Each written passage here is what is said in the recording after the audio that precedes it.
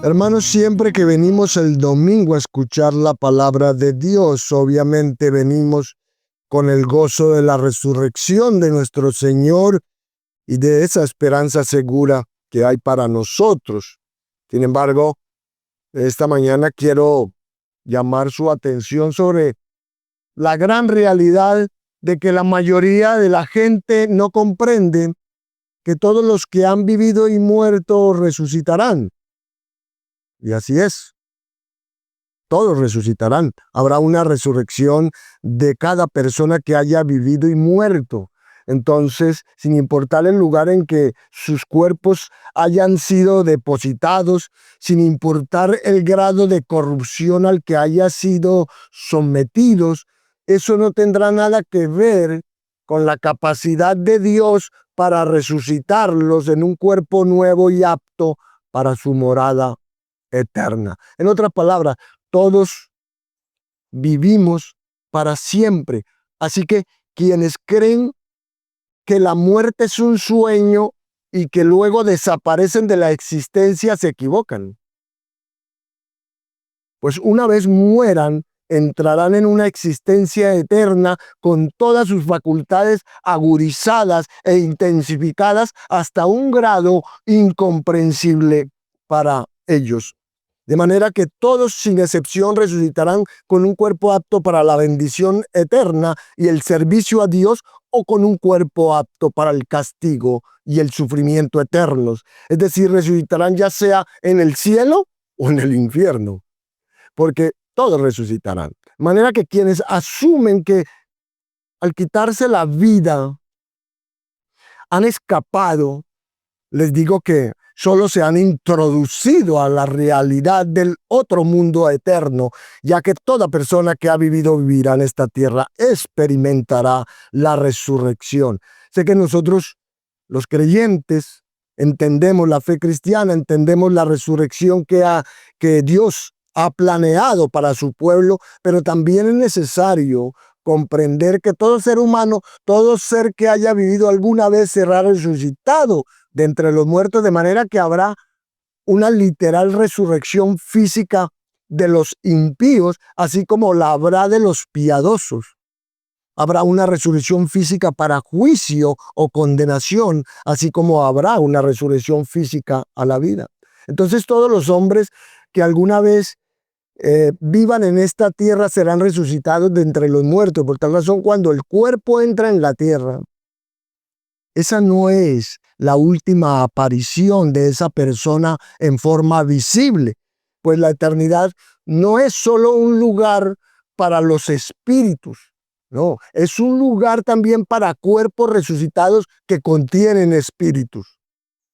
De ahí que la resurrección es el tema del pasaje que nos corresponde en el día de hoy, en esta parte del capítulo 5 de Juan. Pero recordemos un poco el escenario aquí. Jesús está hablando con los líderes judíos de Israel, ¿verdad? Y él es, en lo que a ellos respecta, un falso maestro. Es un pretendiente que se hace pasar por representante de Dios, y aunque saben que él hace milagros, ellos los han explicado como poder que viene del infierno. Entonces lo rechazan.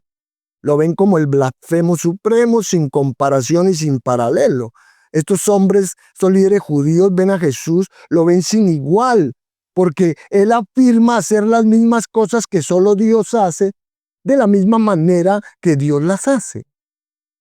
De hecho, como recordamos, él se hace igual a Dios y esa es su valoración, esa es su evaluación precisa de lo que él estaba diciendo en ese momento exactamente. Pero, ¿cómo llegamos entonces al tema de la resurrección después de esta afirmación de deidad? Bueno, se llega a este punto porque nuestro Señor está afirmando ser Dios, y en los versículos 21 y 22 que vimos hace 8 días, Él dice que resucita a los muertos y juzga como Dios resucita a los muertos y da vida y juzga. Así que Él es quien introdujo el tema de la resurrección y el juicio.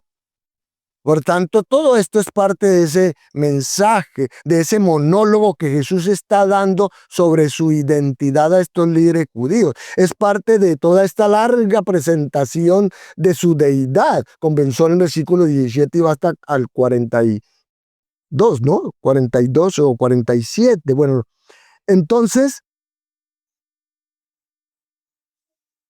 es así. Esto es realmente uno de los más grandes sermones o discursos que nuestro Señor haya dado. Entonces le pido el favor que abra su Biblia, Juan capítulo 5, para que leamos los versos 25 al 29 como marco para nuestro mensaje en esta mañana, en el día de hoy.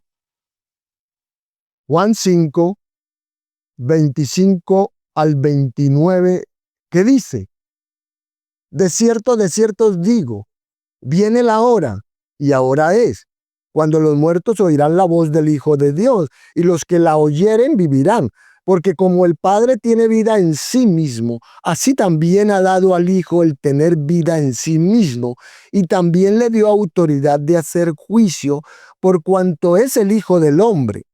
No os maravilléis de esto, porque vendrá hora cuando todos los que están en los sepulcros oirán su voz, y los que hicieron lo bueno saldrán a resurrección de vida, mas los que hicieron lo malo a resurrección de condenación.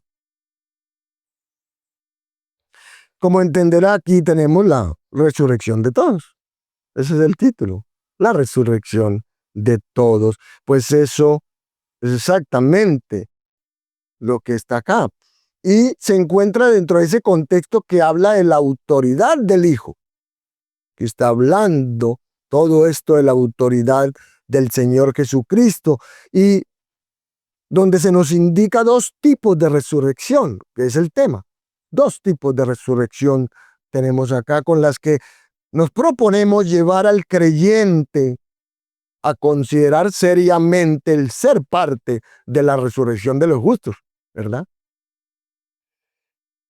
Entonces, como acaba de escuchar, el Señor Jesús dice que todos resucitarán de entre los muertos, todos los que hayan vivido y muerto. Así que el Señor no tendrá problema, ¿cierto? Él no va a tener problema en separar a cada individuo de las partes completamente desintegradas y disueltas para devolverle la vida en una forma eterna, en algún tipo de cuerpo, un cuerpo apto para el servicio, como les digo, y la adoración en el cielo para los creyentes, o en un cuerpo apto para el sufrimiento y el castigo en el infierno para los incrédulos.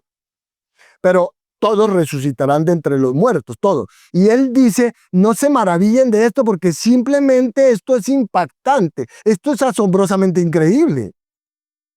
De modo que a la vieja pregunta de que si el hombre muriere, ¿volverá a vivir? ¿Cierto?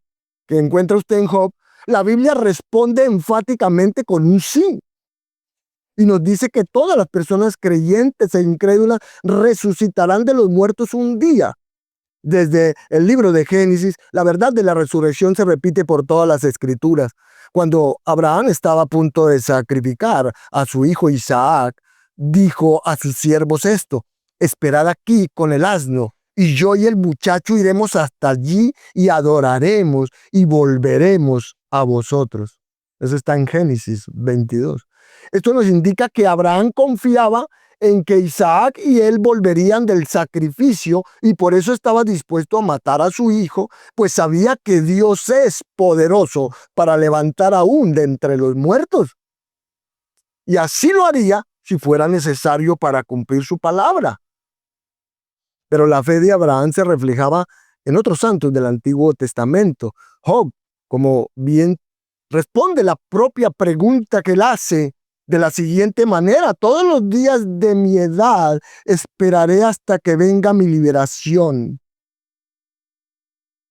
Después, bueno, habla allí en Job 19, esto era Job 14, en Job 19, él dice: yo sé que mi Redentor vive y al fin se levantará sobre el polvo, y después de deshecha esta mi piel, en mi carne he de ver a Dios, al cual veré por mí mismo, y mis ojos lo verán, y no otro, aunque mi corazón desfallece dentro de mí.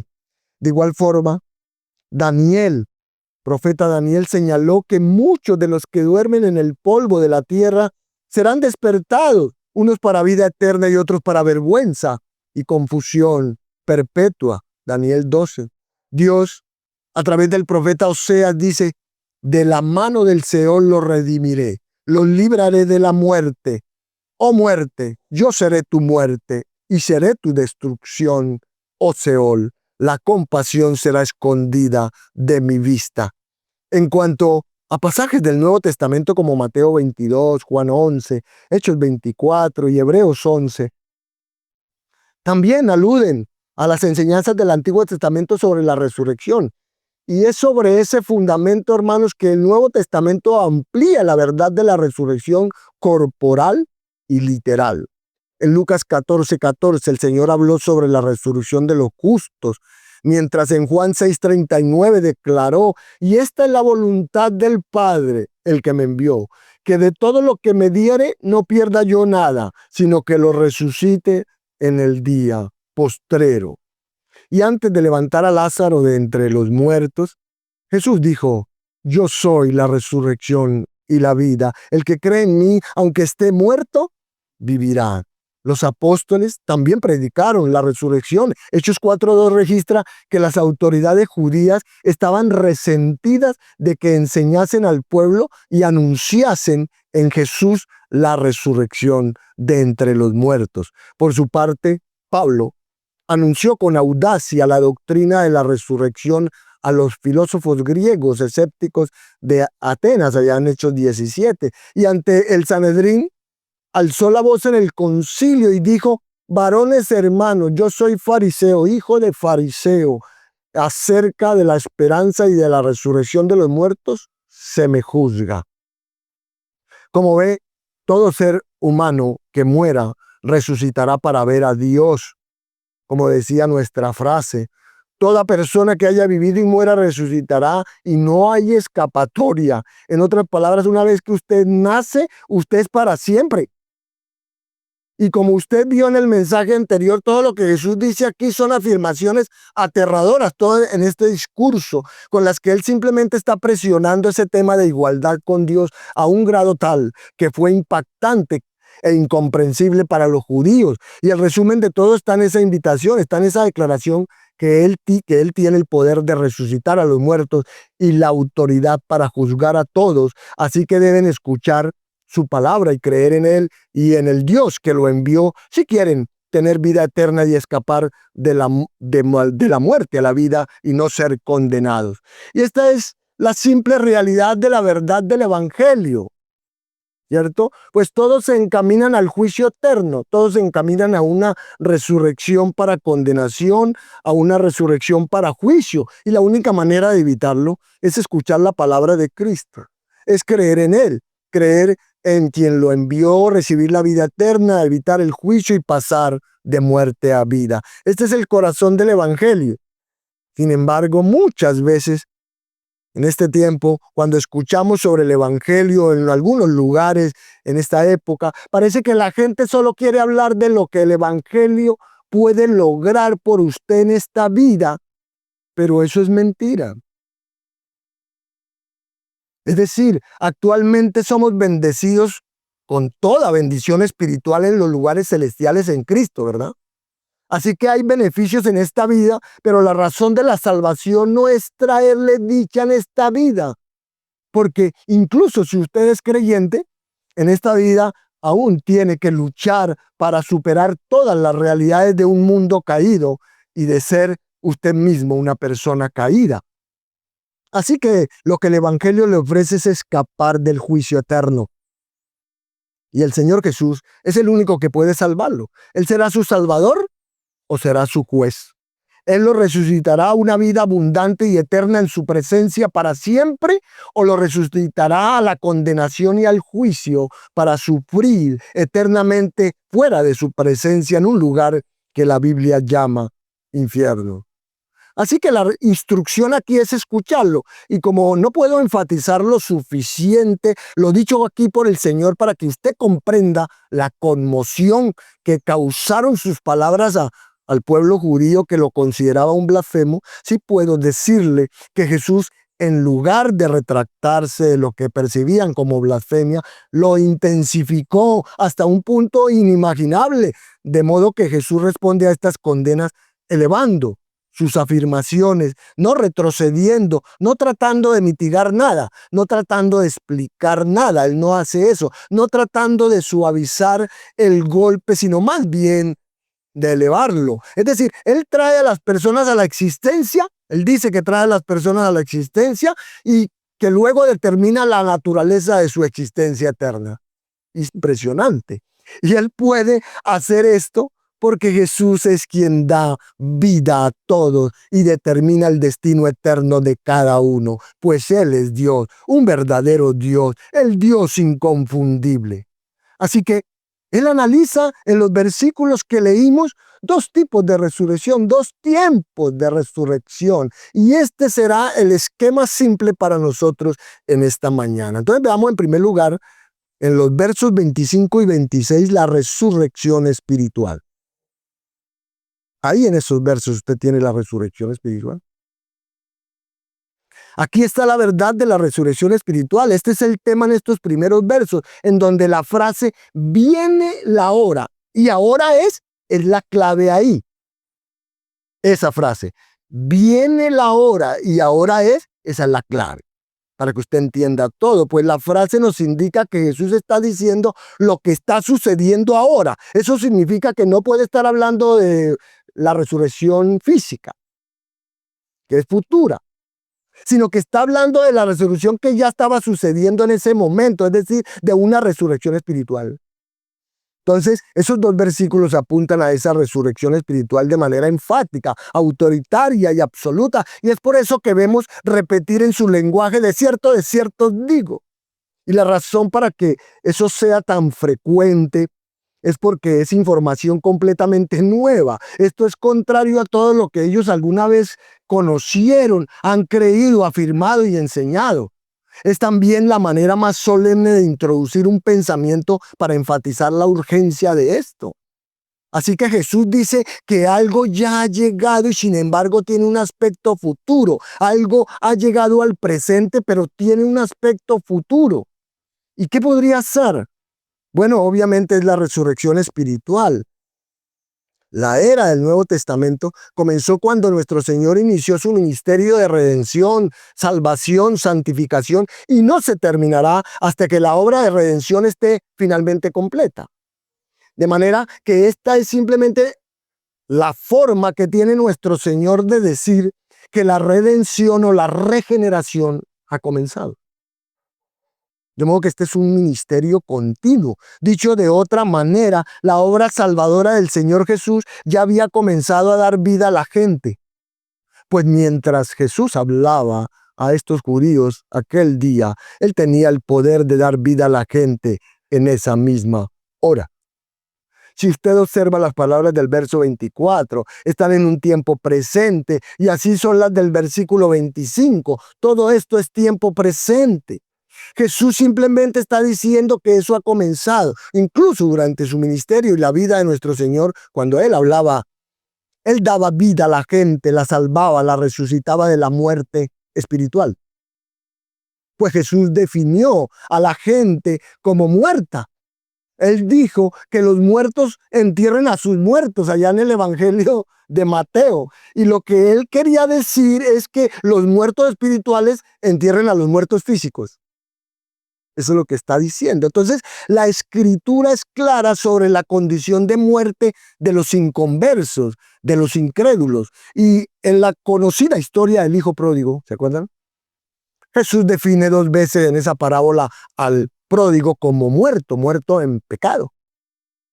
Incluso ahora, Jesús dice que está dando vida a los espiritualmente muertos. Y podemos ver esto al regresar a Juan capítulo 1. Escuchen, antes de la cruz, y antes de la resurrección, Jesús estaba dando vida a quienes creían en Él.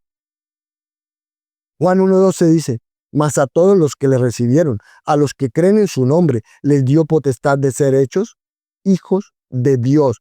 Aquí todavía no hay cruz. Todavía no hay resurrección.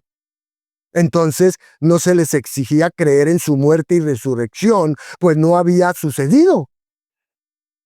Pero a cualquiera que lo recibiera, habiendo creído en él, creyendo que era quien decía ser el Mesías, el Hijo de Dios, y lo recibiera como Salvador y Señor, sin siquiera saber nada acerca de un evento aún no cumplido como la cruz y la tumba abierta, Jesús les dio el derecho de ser hijos de Dios.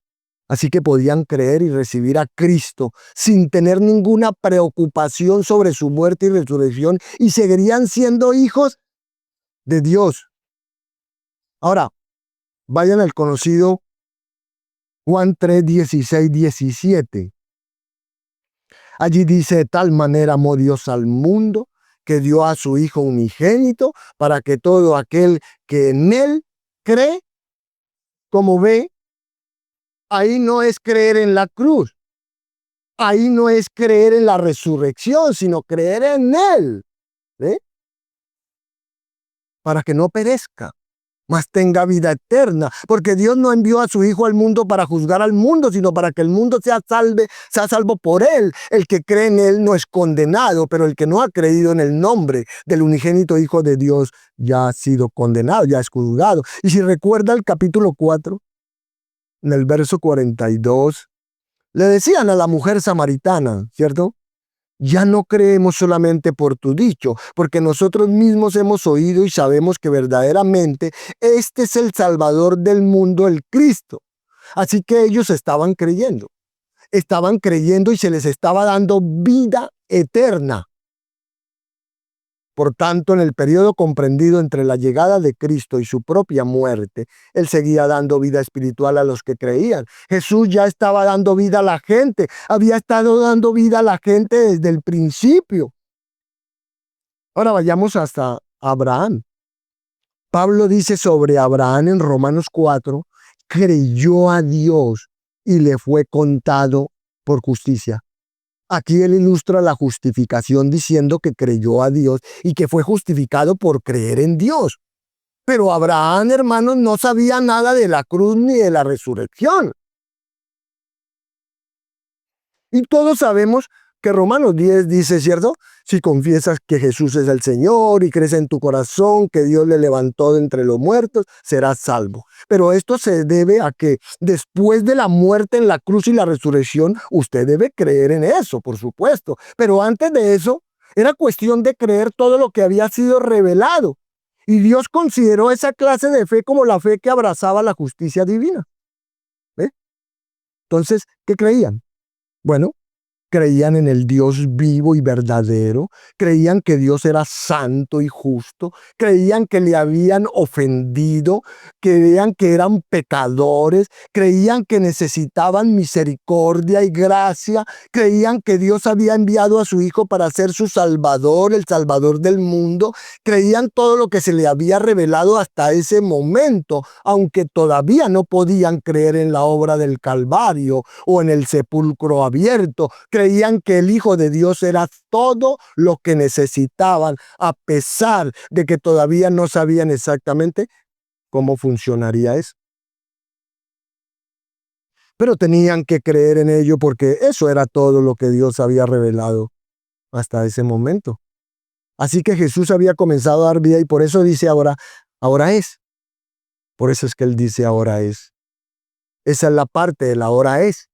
Así los muertos están oyendo la voz del Hijo de Dios y vuelven a la vida. Sin embargo, al mismo tiempo, Jesús dice que se acerca una hora, ¿cierto? Y cuando Jesús usa el término hora, no está hablando de una hora en sí, Él está hablando de una era, está hablando de un periodo de tiempo. En otras palabras, hay más por venir.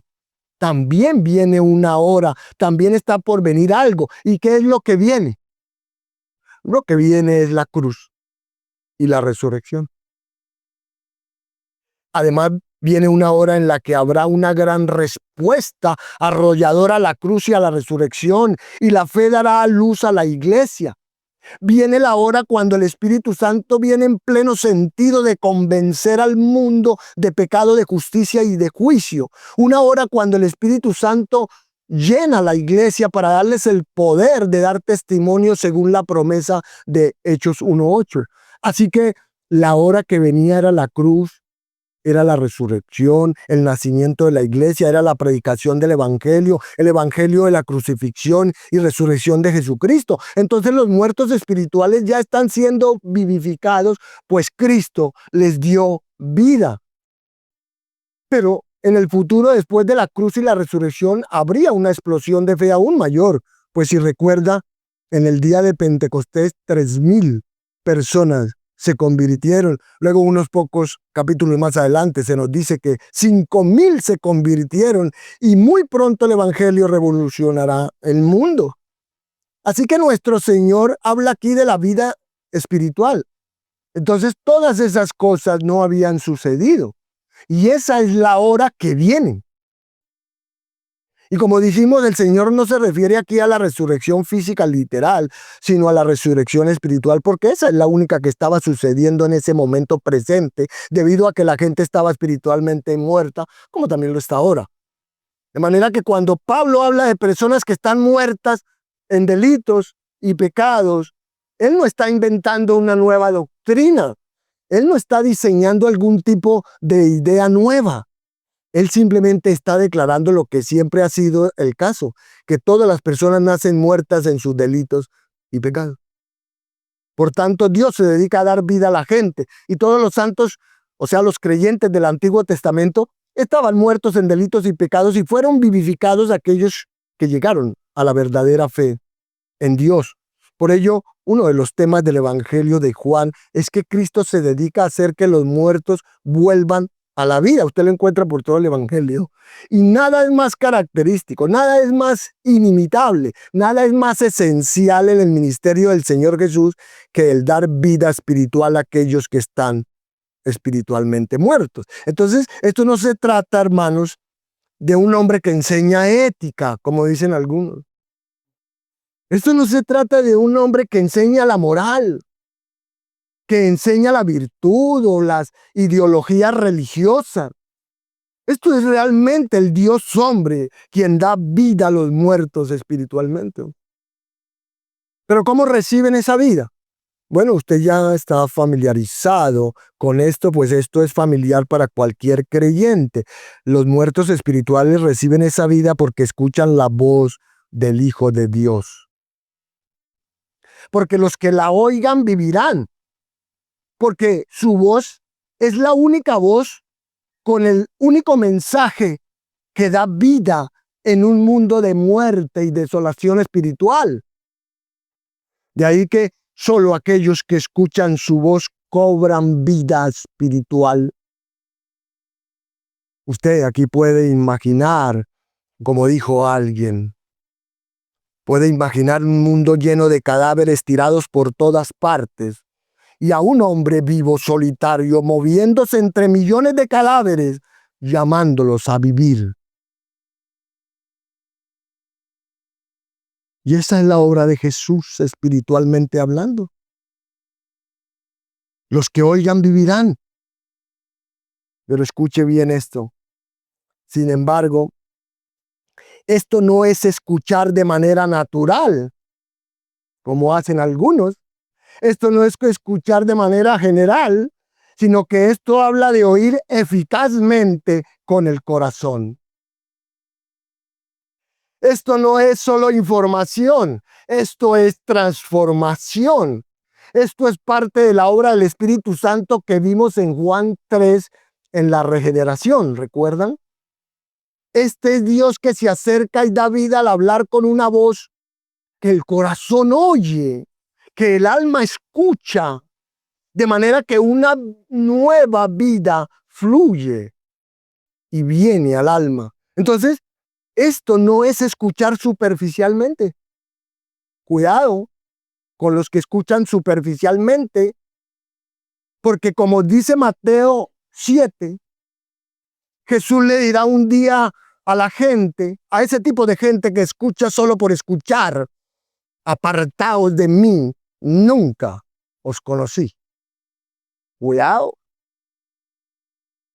¿Y quiénes son aquellos? ¿Quiénes son aquellos que a quienes el Señor les dice eso?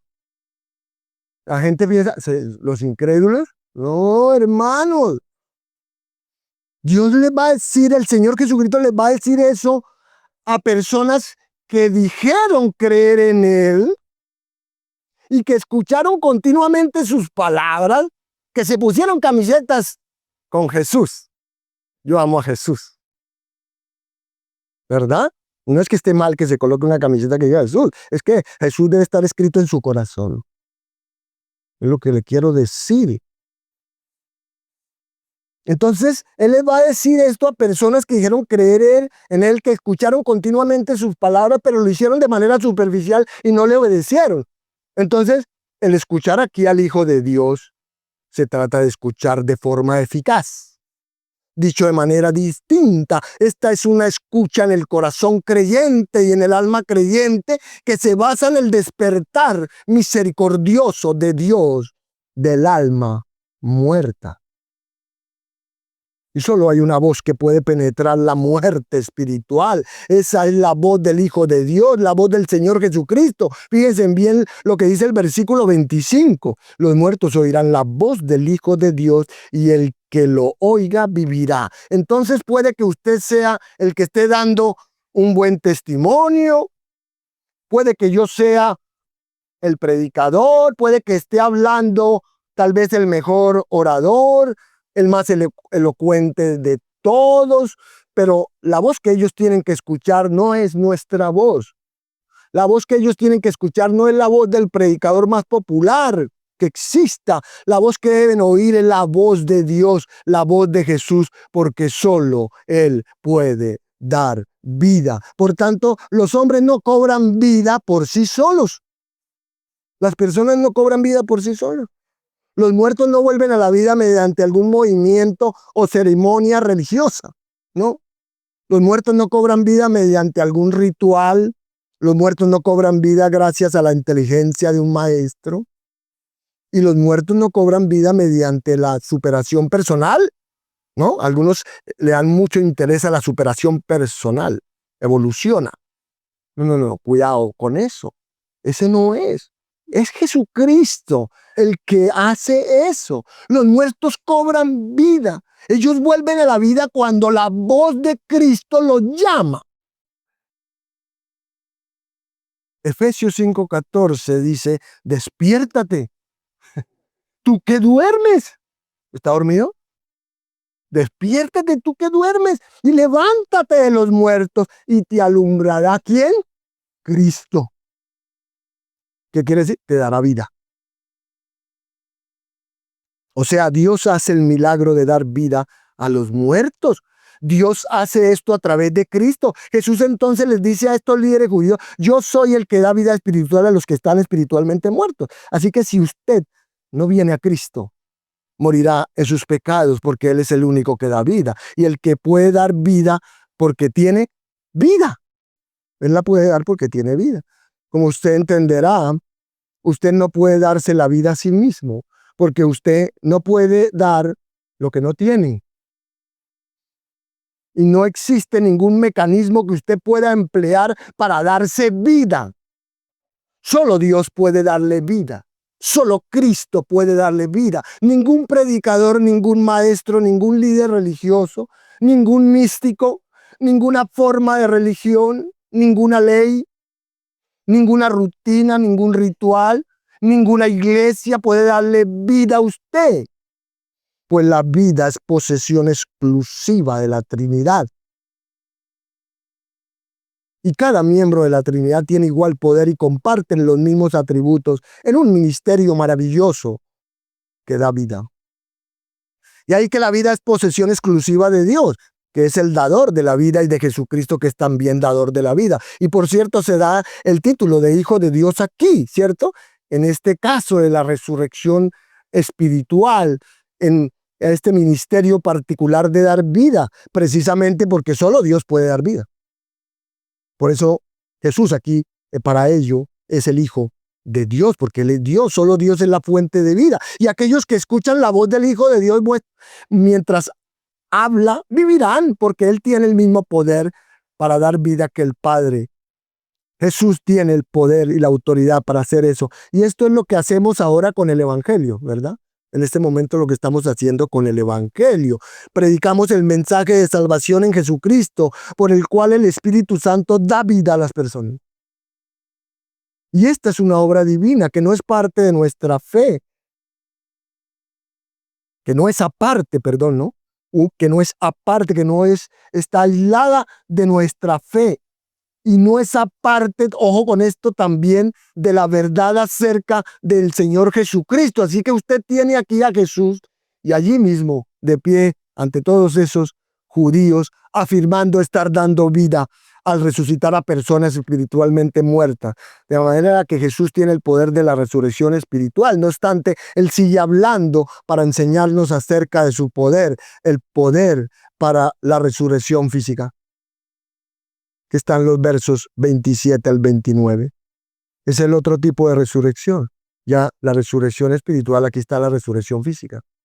Así que el asunto para concentrarnos ahora es lo que es lo que sigue a la resurrección espiritual y que es en el futuro, no es otra cosa que la resurrección física. Dice el versículo 27 que el Padre también le dio autoridad para hacer juicio por cuanto es el Hijo del Hombre, de manera que Jesús es el Hijo de Dios, porque se necesita a Dios para dar vida, como le digo. Pero aquí Jesús es ¿qué?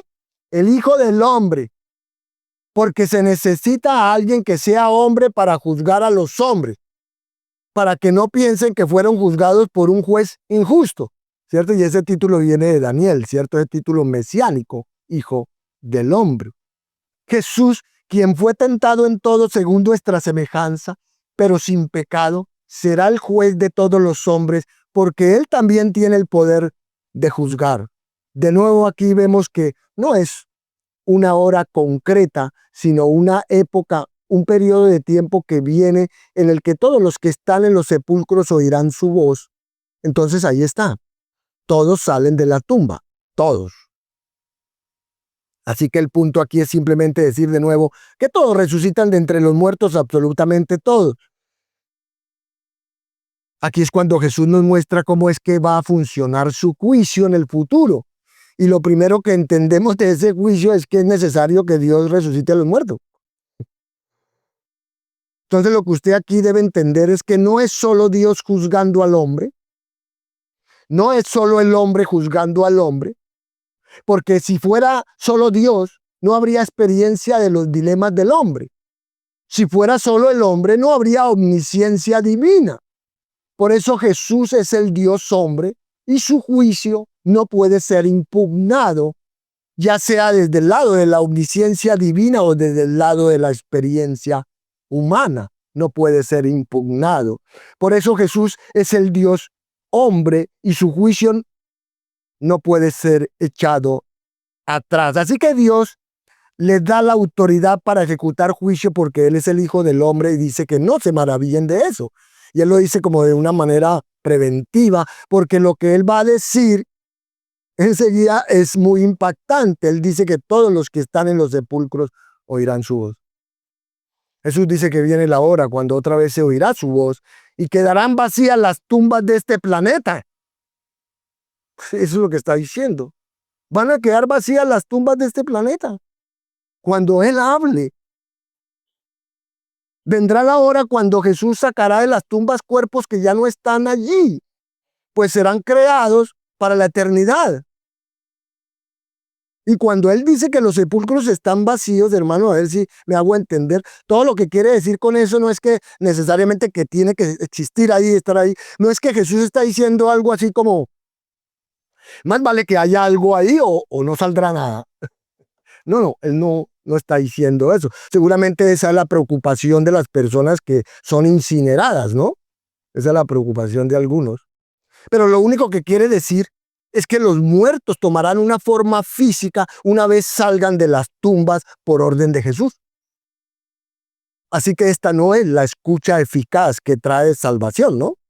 Esto simplemente despertará a los muertos, haciendo que los cuerpos se unan a sus espíritus, ya sea fuera de la presencia de Dios o en la presencia de Dios. Sin embargo, es la misma voz que despierta a los muertos espiritualmente. Así que este es un poder asombroso para recrear literalmente todo en un instante. Y para tratar de que usted lo entienda o explicarlo mejor, quiero que vuelva rápidamente a la creación, su pensamiento, ¿no? Allí dice que en 6 días el Dios Trino habló y creó el universo entero y todo lo que hay en él. Todo. En 6 días. Hablando. Lo hizo. Y yo siempre que pienso en eso, se me mueve el piso, en verdad. Así que no es difícil para Jesús resucitar a los muertos y recomponerlos en una forma eterna y apta para el cielo o el infierno. Por tal razón, el poder para hacer eso está más allá de cualquier comprensión. Y creo que sabemos lo suficiente de ciencia, ¿no? O algo, de pronto, algo alcanzamos a conocer de ciencia como para saber que, ¿qué? Que la materia nunca se destruye realmente, ¿cierto? Dice la ciencia, sino que, ¿qué? Sino que la materia solo cambia de forma. Así que el Señor se remontará a la creación y reunirá a todos. Y aquí pensamos que serán alguna expresión de quienes fueron realmente. Es decir, que las personas seguirán siendo quienes fueron, solo que en un cuerpo físico apto para el cielo o el infierno. Y cuando decimos físico, es la única palabra que podemos usar aquí, ya que no es un cuerpo etéreo, es un cuerpo real, hermanos. Porque si recuerda, Jesús en su cuerpo resucitado, Él caminó, habló, comió.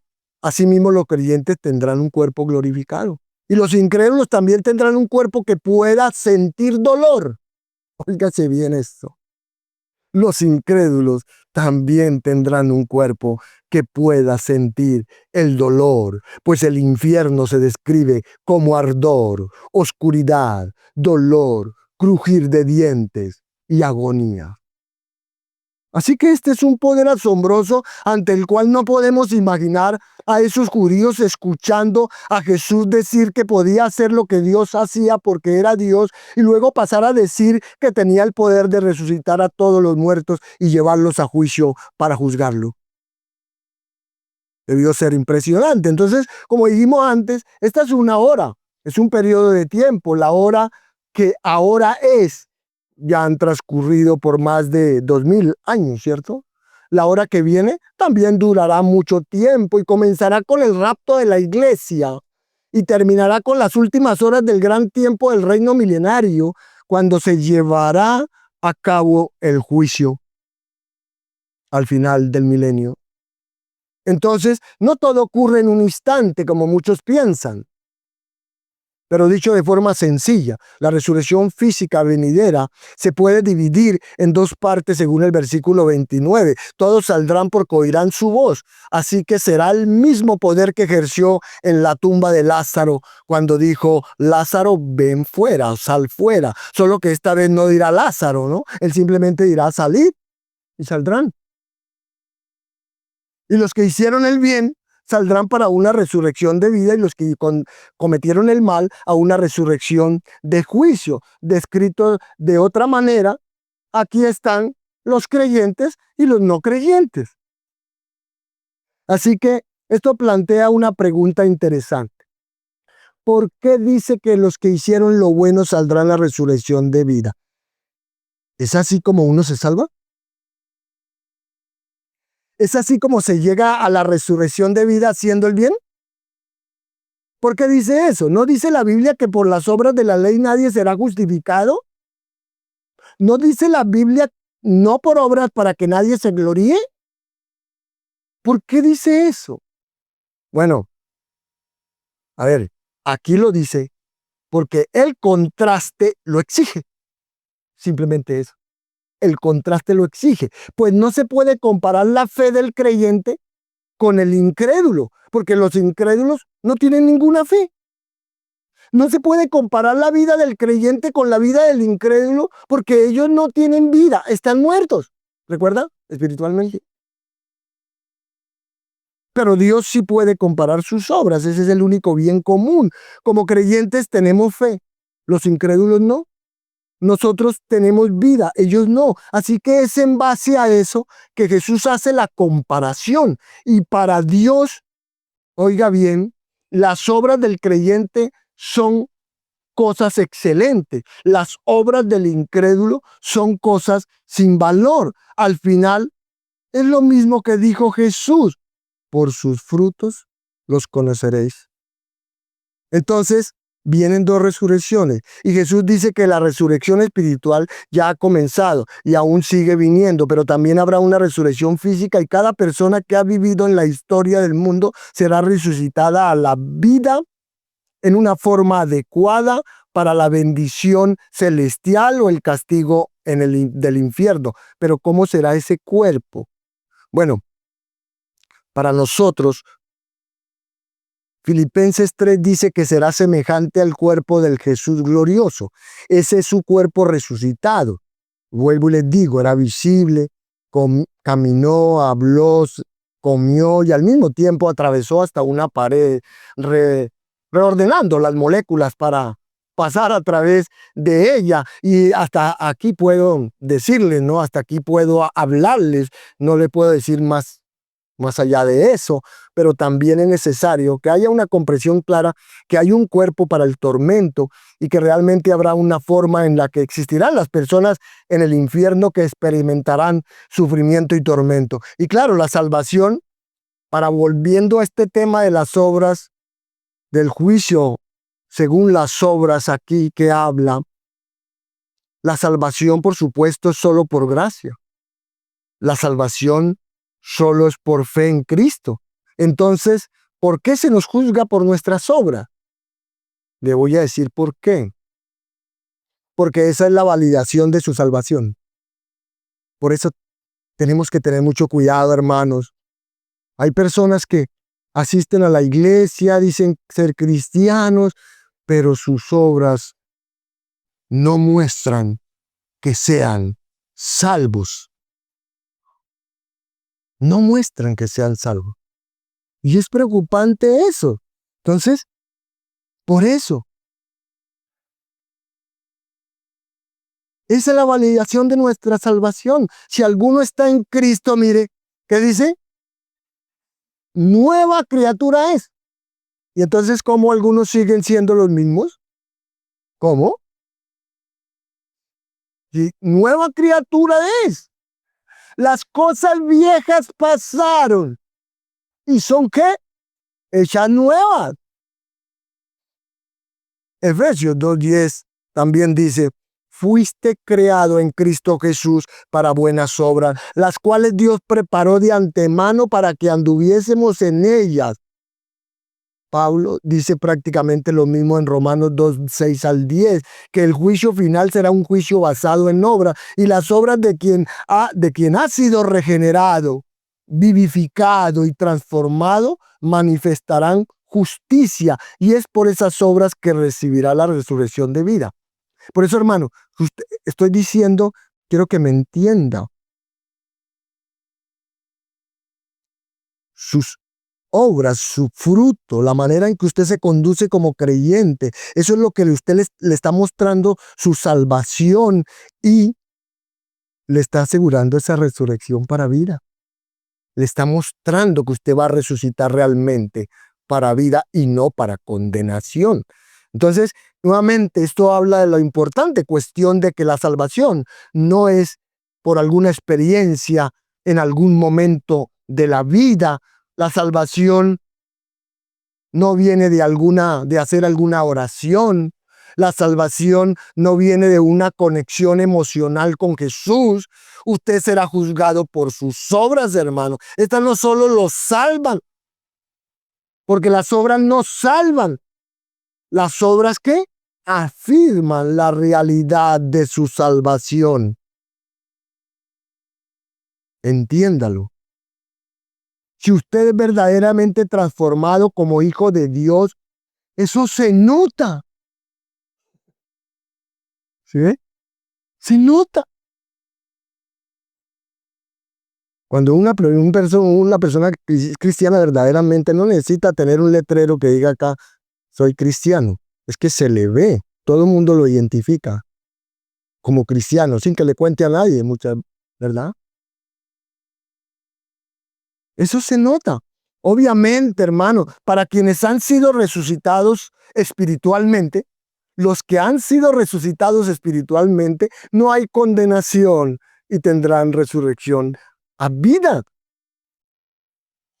Son resucitados para vida, entonces no para juicio. Los creyentes no son resucitados para juicio, sino para vida. Quienes cometieron malas acciones y por lo tanto demuestran que no hubo transformación, tienen una resurrección para juicio. Y hacia aquí se dirige el mundo, ¿cierto? Es bastante impactante pensar entonces en la indiferencia con la que la gente se preocupa por el fin de su vida y cómo ve uno lo poco que la gente piensa en ello, ¿cierto? No piensan en el final de su vida. Piensan en todo aquí. Que voy, ¿cierto? Que voy a comer, a dónde voy a pasear, qué ropa me voy a comprar, a dónde voy a ir, qué carro voy a tener. Ya está muy viejito, hay que poner uno más nuevo, un apartamento más grande. Todos piensan en eso.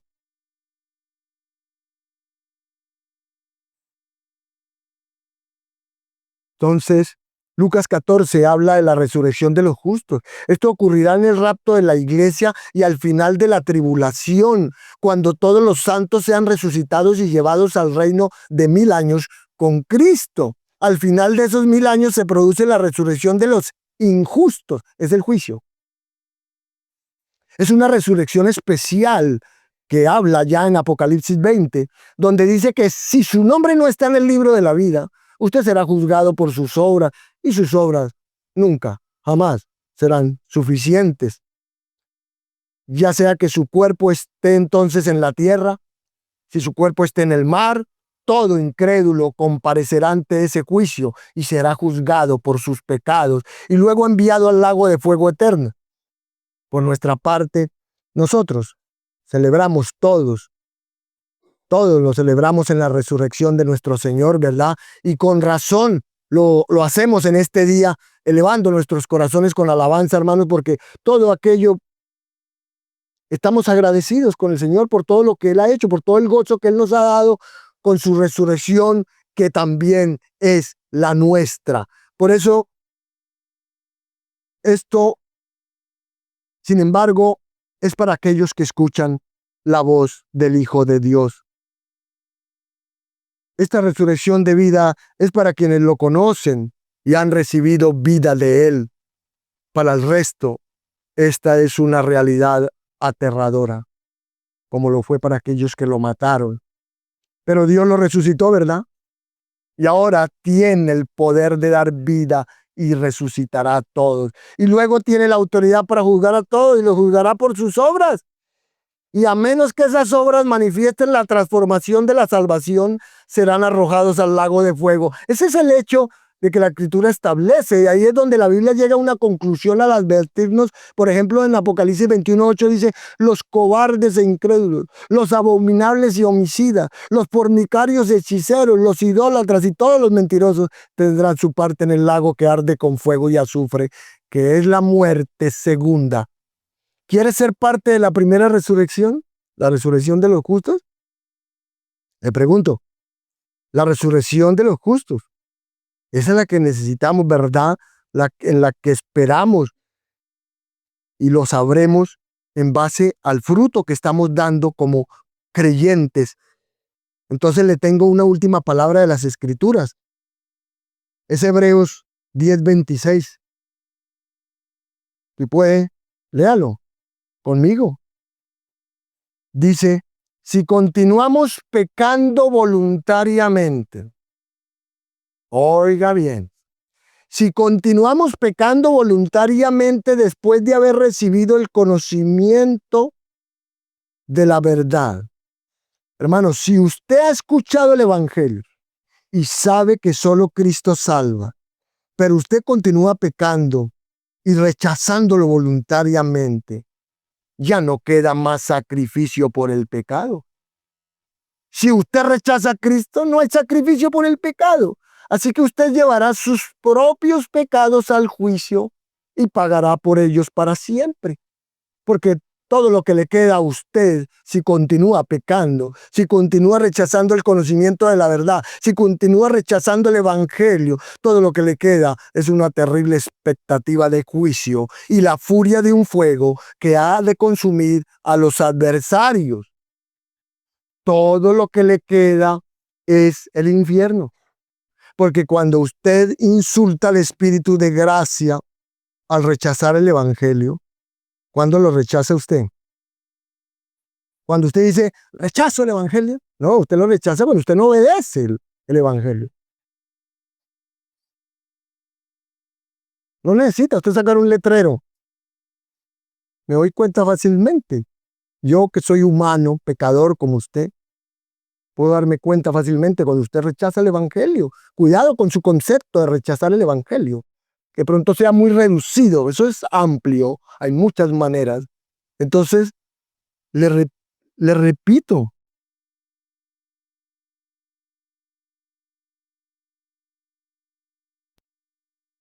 cuando usted insulta al Espíritu de gracia al rechazar el evangelio, cuando usted pisotea al Hijo de Dios al rechazar su sacrificio, cuando usted desobedece a Cristo, usted rechaza su sacrificio. Cuando usted anda como cristiano ahí a medias, como quiere, hace las cosas como a usted le parece, usted vive su vida cristiana como le parece. No, hermano, aquí usted no viene a vivir la vida cristiana como a usted le parezca, es como dice la palabra, dice el Señor. Y cuando usted no lo hace, ¿usted qué está haciendo? Pisoteando al Hijo de Dios. Usted está insultando al Espíritu de gracia. Usted está rechazando su sacrificio. Y cuando usted hace eso hay un castigo mucho más severo. Y Dios dice, mía es la venganza. Yo pagaré. El Señor juzgará a su pueblo. Y luego dice esto, horrenda cosa es caer en manos del Dios vivo. Esa es la palabra de Dios, hermano. Y yo sé que eso no es un mensaje popular, ¿cierto? Eso no le gusta mucho a la gente, pero es la verdad. Es la verdad. Y Dios la ha revelado para que usted pueda venir a Cristo y escapar del juicio. Hermanos, como vio, sí, nosotros hemos recibido salvación, resurrección espiritual, y vamos a resucitar a vida como creyentes. Pero eso tiene que verse aquí. Eso tiene que ser manifiesto en su fruto. ¿Ve? Porque las obras son las que validan nuestra fe, nuestra salvación. Por eso recuerdo siempre ese caso, ¿no? Cuando usted compara a Pablo con Santiago, y hablando de, ¿no? Pablo dice que no por la ley ninguno será por las obras de la ley ni nadie será justificado, ¿cierto? Y entonces Santiago dice, fe sin obras es una fe muerta, me sirve. Y se contradicen, no, se complementan, hermano.